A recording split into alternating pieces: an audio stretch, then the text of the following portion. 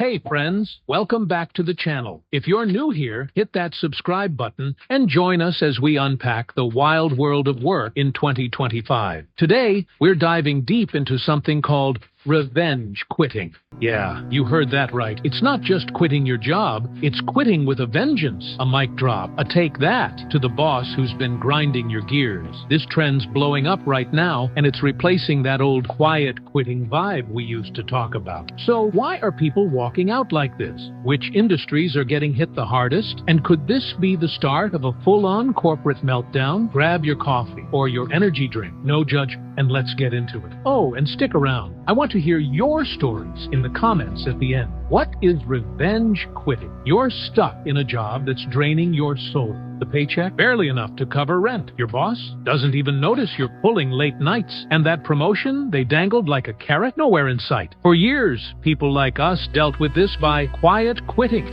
Showing up, doing the minimum, clocking out, no extra hustle. It was like, if they don't care, why should I? But in 2025, something's flipped. That frustration we used to bottle up, it's spilling over. And it's loud. Work life says 65% of workers feel trapped in their jobs. Stuck, like they're on a hamster wheel going nowhere. And instead of just gritting their teeth, they're saying, nah, I'm out, and you're gonna feel it. That's revenge quitting, walking away in a way that leaves a mark. As of March 9th, 2025, this isn't just some catchy phrase. It's a raw human scream for something better. So, how's it different from quiet quitting? Let's break it down. Quiet quitting versus revenge quitting. Okay, let me paint a picture. I had this friend, let's call him Jake, who used to quiet quit hardcore. He'd roll into his office job, punch in, do his spreadsheets, punch out. No passion, no overtime, just existing. Why bother? He'd tell me over our little chit-chats. They don't care about me, so I'm not breaking my back for them. That was the quiet quitting era. People disengaging but sticking around, too burned out or scared to leave. It was survival mode.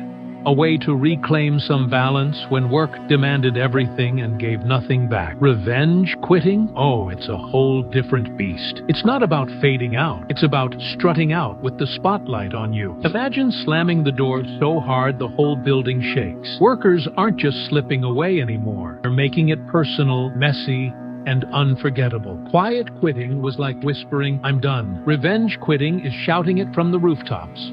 Or, posting it on social media for the world to see. It's not just an exit, it's a statement. So, what does that look like in real life? Buckle up, because the stories are wild. How revenge quitting plays out. Let's start with the public call-outs. Picture your coworker filming an Instagram reel, spilling all the tea about their toxic boss.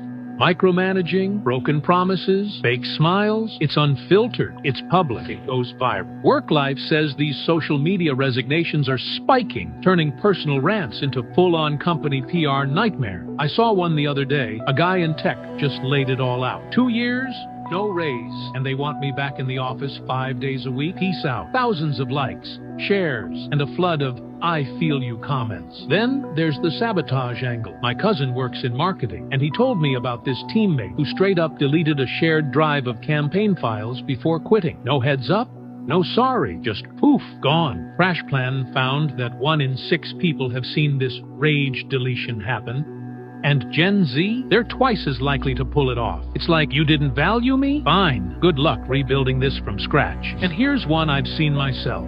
The no-notice bounce. I've got a friend who was a barista at this insane cafe. Orders stacking up, customers snapping, total chaos. One day, mid-shift, she'd had it, untied her apron, dropped it on the counter, and walked out. Didn't even finish the latte she was steaming. Software Finder says 41% of hospitality workers are revenge quitting like this, just ghosting when they hit their limit. But wait, it gets crazier. In some spots, like tech or media, whole teams are doing it together. Imagine a group of co-workers, all fed up with the same garbage. Long hours, no recognition, deciding, let's roll out as a squad. They grab their laptops, storm out, and leave the company scrambling. India today calls these wave resignations, and they're popping off more and more. It's not just quitting, it's a mini revolution, a dent you can't unsee. So, why are people going this hard? Let's dig into the reasons. Why 2025? Is this the year of revenge? Alright, what's lighting this fire? It's not just one spark, it's a whole pile of kindling. First up, feeling stuck. Glassdoor says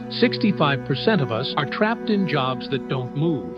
like running on a treadmill that's broken. I've been there, watching coworkers climb while I'm still proving myself. It's soul-crushing. Then there's money. 48% of us are out the door because the pay's too low per Software Finder. Rent's due, groceries are insane, and your raise? We'll talk next quarter.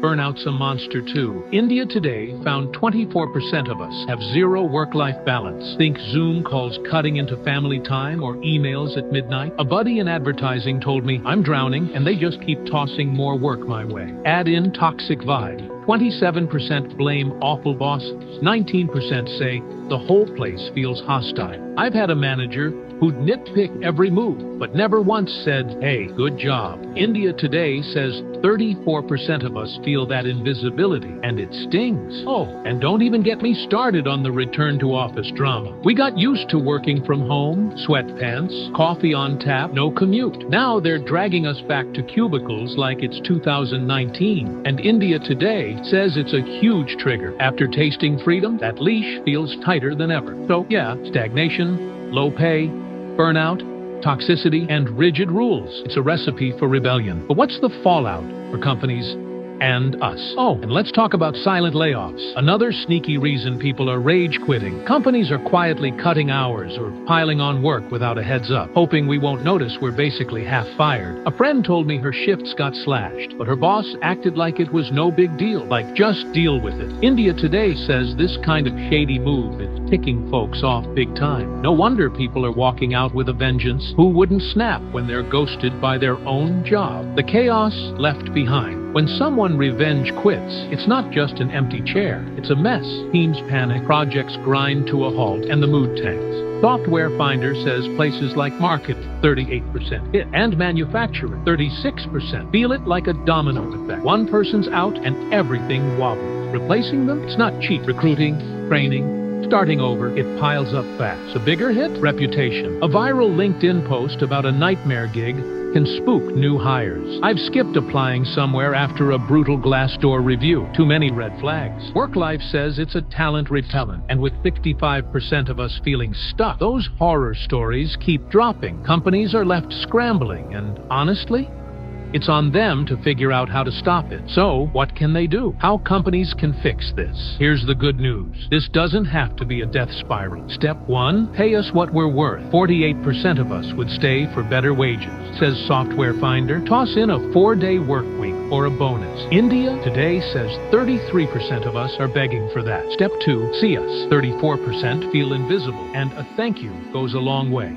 Per WorkLife. Step 3, give us a future. 33% leave because growth's a mirage, but training or a promotion could double retention. Per India Today. And please, let us live a little. Flexible hours, sane workloads. 24% of us are burned out, and a shred of humanity could fix it. Toxic bosses? Show them the door. A workplace that's safe and fair isn't rocket science. It's just caring. If companies step up, maybe we won't have to storm out. The bigger picture and a glimmer of hope. Zoom out for a sec. Revenge quitting's more than a job thing. It's us taking back power. 65% stuck, 48% underpaid, 34% unseen. We're done begging. Social media's our voice, and a hot job market's our cushion. Sure, it's risky. Rage deleting could haunt you.